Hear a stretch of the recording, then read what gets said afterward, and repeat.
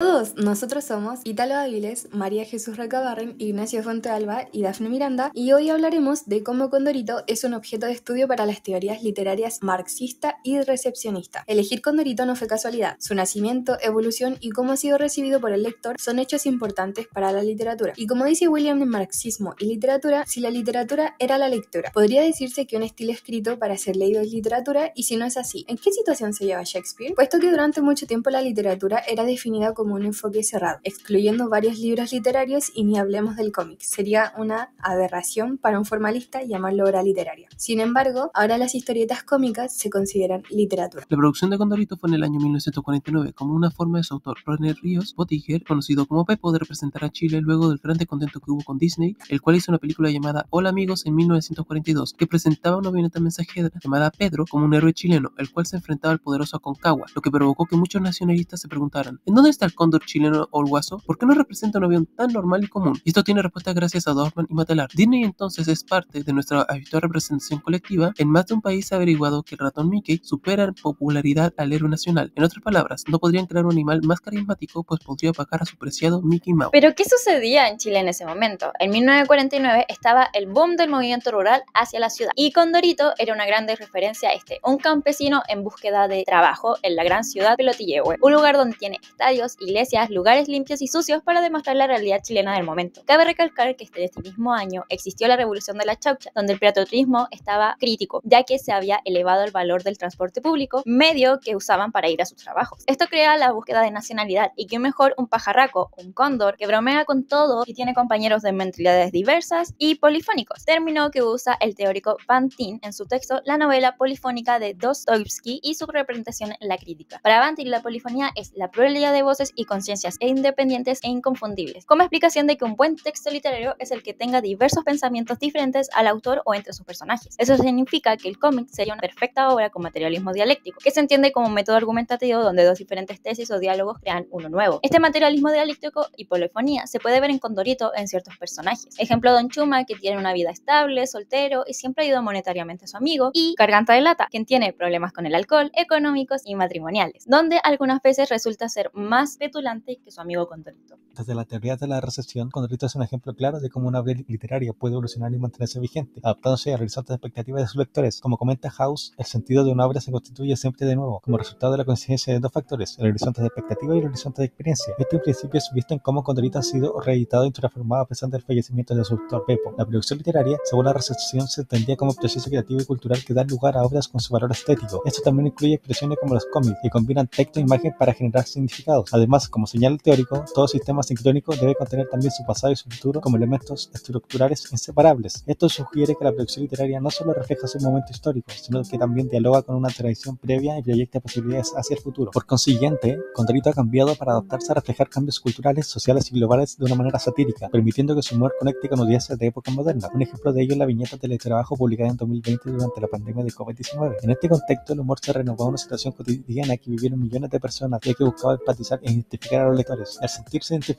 tiene una expectativa, identidad, puesto que para House, admitir el rock activo del receptor implica reconocer que todo acto de recepción presupone una elección y una parcialidad, ya que el público es quien tiene la última palabra. Enfocándonos ahora en Wolfgang Iser, este autor nos hace situarnos en dos puntos claves que ayudan a comprender Condorito. El primer punto tiene relación con una cita de su texto, la estructura apelativa de los textos. Actualizamos el texto mediante la lectura, pero evidentemente el texto tiene que garantizar un espacio de juego de posibilidades de actualización, pues en diferentes épocas es entendido de manera algo distinta por diferentes lectores. Para comprender y ejemplificar el postulado de Iser, nos remontamos al año 1974, que es cuando Condorito empieza a ganar popularidad y acto seguido se vuelve un personaje reconocido y querido a nivel nacional. Profundizando más sobre esto, hay que tener en cuenta el humor que era característico entre los años 60 y 80. Lo racista, las infidelidades, el odio a la suegra, burlas al físico de los personajes, entre otros. El segundo punto que Iser nos hace ver es el de que todos los espacios en la obra nos invitan a interpretar como lectores, debido a que la interpretación se da por medio de esta interacción entre el lector y el texto. Por otro lado, en situaciones específicas más precisos entre 1949, el año de publicación, y los 80, Condorito ha sido interpretado como ícono de representatividad chilena, como este roto chileno, un personaje que es campesino y viene a vivir a la ciudad, y con el paso de los años se ha ido adaptando a ella. Es en esta situación de adaptación que el Condorito, al pasar los años, comienza a mostrar dicha adaptabilidad con el entorno y la sociedad, tanto fuera como dentro del cómic, poniendo como ejemplo este panel que hace referencia a los tiempos de pandemia vividos en el 2020. Es en esta portada actual del 2019, donde se muestra que el Condorito ha sido blanqueado. Pasó de ser el campesino que viene llegando recién a la ciudad a una especie de actor que interpreta cualquier papel. Cabe mencionar que cuando se publica Condorito, en sincronía se crea la primera revista chilena de cómics llamada OK, y a su vez, de forma diacrónica, se creará Barrabases en 1953. Condorito es literatura, ya sea de buen gusto o no, tiene personajes polifónicos y su creación, aunque se deba al disgusto contra Disney, también refleja al chileno en ese tiempo, pero también actual.